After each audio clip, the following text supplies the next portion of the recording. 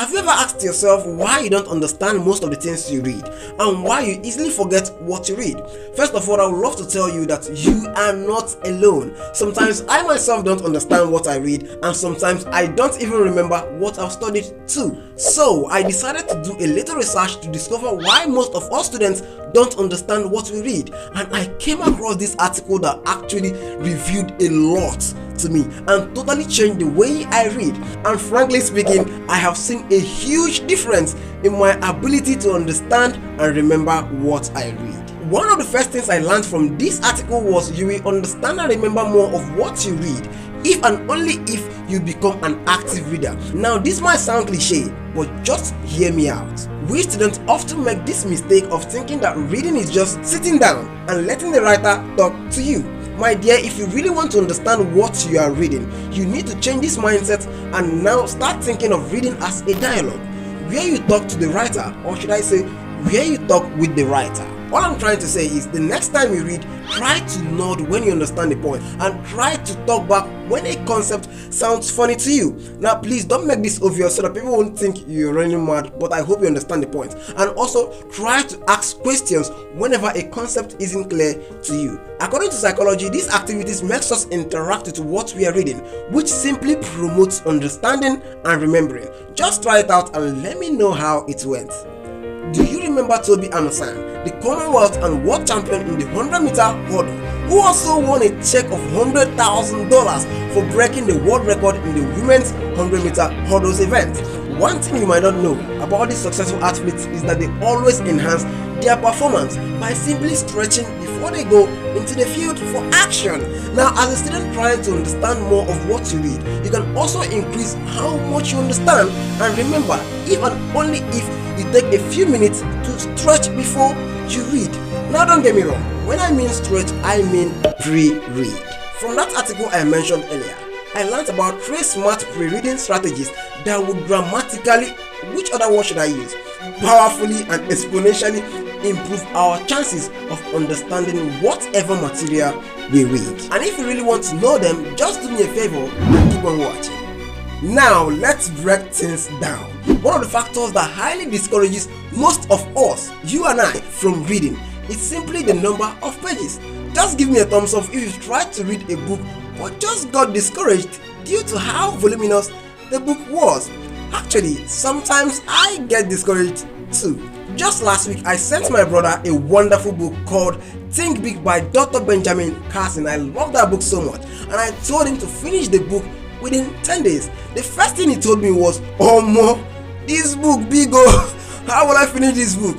I simply told him, just break it down. Being a potential engineer, I learned something interesting about building a skyscraper. Now we all know that building a skyscraper may look like an impossible and difficult task at first, but these things get accomplished by simply breaking the whole process into manageable parts. Now a skyscraper is simply built a floor and a section at a time, and as a matter of fact, reading can be done in the same way. Now in the music world, they call it poco a poco, which simply means little by little, piece by piece, or page by page. The first time I read the book The Power of Positive Thinking, a wonderful book by Norman Vincent, the first thing I said to myself was, "Max, this book big oh, how will I finish this book? No, hell, oh more." Actually, this is exactly how I speak to myself, so don't mind me. I had to force myself through the first few pages, and I did what a normal and average student would do, and that is, I gave up. Because this book was, should I say, voluminous? Is that a word bigger than voluminous? For me then, this book was voluminous. After a few days, I took the book again as usual and I broke the reading task down, and I told myself one thing: Max, you are going to read this book, but this time you are going to read it 30 to 40 minutes per day, and you are going to do it as much as your brain can carry, but you are going to commit to reading it every day. Now this change made a huge difference for me because I started enjoying this book. I never knew that this book was this interesting, and also I started understanding the book more. My dear, you don't need to follow my crazy 30-minute strategy. You can break down whatever you want to read in pages. For example, when I was reading The Rules of Life, I've forgotten the author of that amazing book. Please comment below if you know the author of if you can remember the author of The Rules of Life. An amazing book actually. I broke down the reading task into 20 pages per day. Please don't mind me, that was a crazy plan. I had to do this because I challenged myself then to finish this book in 10 days. You can read 10 pages or more depending on how your brain can carry, but I suggest one thing: just sit down and read. Whenever you begin to feel tired, just follow my advice and stop. It will help you a lot. I'm suggesting this to you as a friend. See, let me tell you something interesting.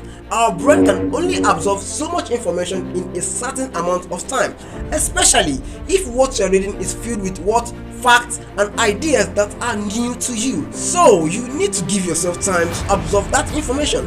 And honestly, breaking down whatever you're reading will highly give you that chance to digest the information in each section. Now, if you love this video and you want more of this, kindly subscribe, because this channel is dedicated to helping you be at your best in your studies. Let me tell you a very important discovery about breaking down what you read. Have you heard about the law of beginning and end? Let me break it down for you. Because of the way the human mind works, we tend to remember most of what comes first and what comes last. Okay, think about the last movie you saw. If you're like me, you can probably remember exactly how it began and exactly how it ended.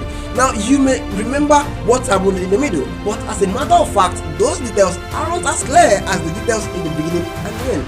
Can you remember the last movie you saw? Just comment below. This is just the law of beginning and end. Although I made the name up just for the purpose of this video, so pardon me. But this law also helps me to understand whatever I'm reading. I noticed that anytime I break up okay, anytime I break up any material I want to read into several sections, there will be more starting and stopping points, which means more beginning and ends to remember, and also less information in the middle to forget. If that made sense to you and you buy the idea, kindly give your boy a thumbs up. It will make me more happy and more which word should I use now?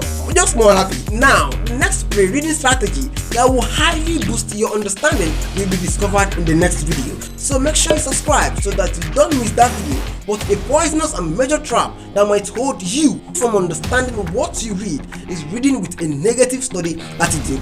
Now you'll be asking, what's a negative study attitude? Okay, watch this interesting video to know how your attitude towards studying will highly affect your understanding. I'm Maxi Fred, and I'm so happy you finished this video with me. And I will see you in the next one. Thank you so much for watching.